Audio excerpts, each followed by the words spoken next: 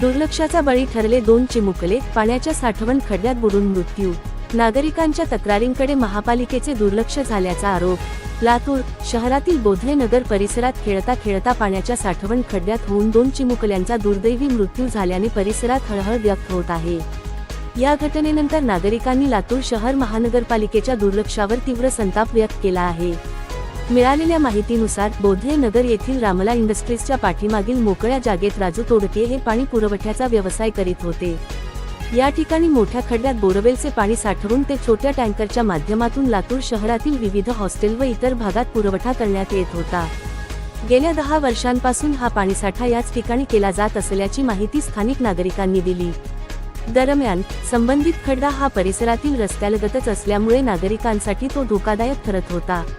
विशेषतः लहान मुलांच्या सुरक्षेचा प्रश्न निर्माण झाला होता। याबाबत परिसरातील नागरिकांनी वेळोवेळी लातूर शहर महानगरपालिकेकडे तक्रारी करून या खड्ड्याभोवती सुरक्षितता उपाययोजना करण्याची मागणी केली होती। मात्र महापालिकेकडून कोणतीही ठोस दखल घेण्यात आली नसल्याचा आरोप नागरिकांनी केला आहे। अशातच सोमवारी खेळत असताना दिव्या नवनाथ उबाळे वय 6 व कार्तिक भरत कांबळे वय 7 हे दोघे त्या पाण्याच्या साठवण खड्ड्यात पडले। परिसरातील नागरिकांनी तत्काळ धाव घेत दोघांना बाहेर काढून शासकीय रुग्णालयात दाखल केले। मात्र वैद्यकीय अधिकाऱ्यांनी तपासणीअंती दोघांनाही मृत घोषित केले।